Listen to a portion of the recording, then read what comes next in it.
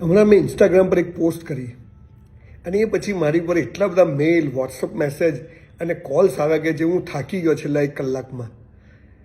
કોઈને 50 લાખનું દેવું, કોઈને 75 લાખનું દેવું, કોઈએ ઘરના પેપરો ગીરવે મૂક્યા, કોઈએ વ્યાજે લઈને આપ્યા, કોઈએ છોકરો આપણું ઘરની ઇજ્જત જશે એટલે દાગીના વેચીને પૈસા ચૂકવ્યા. સિગરેટ હોય ને એની પર લખ્યું હોય કે ઇન્જરીઝ ટુ હેલ્થ, સિગરેટ પીવાથી આ થશે, દારૂ પીવા બધું લખેલું હોય છે, તમાકુ ખાવા પણ બધા ખાય છે. આ જે કોઈ એપ્લિકેશનો મોબાઈલ પર આવી છે અને એનાથી જે લોકો ટ્રેડિંગ કરતા થયા છે, જુદી જુદી ડ્રીમ 11, 3 પત્તી ગેમ આવી, એ ગેમવાળા બોલે જ છે કે ભાઈ આમાં નશો થઈ જશે, આની આદત પડી જશે તો ઘાતક છે.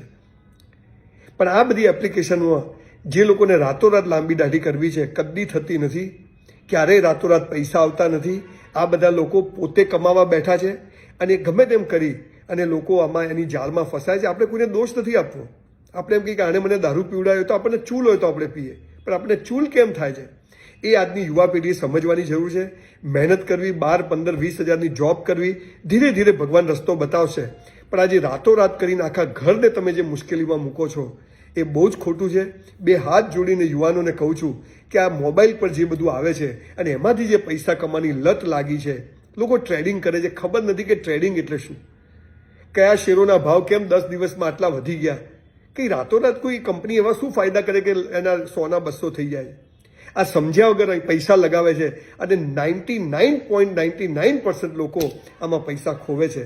માટે આ બધા શોર્ટકટ શોધવાને બદલે ઈમાનદારીથી મહેનત કરી, પરિવારની સાથે રહી અને મહેનત કરીશું તો ભગવાન પણ કંઈક, ભગવાન એટલે કે એવી શક્તિ છે જેના નિયમો છે, પણ જે આ રાતોરાત બધું કરવાની જે વૃત્તિ છે એમાં તો બધા ફસાવાના. માટે આ બધી એપ્લિકેશનોમાં ને રાતોરાત ટ્રેડિંગ કરીને શેર બજારમાં ને એમાં પૈસા કમાવાની જે લત છે એ જલ્દી છોડજો, નહીં તો તમે તો મળશો, પરિવારને પણ ડૂબાડશો.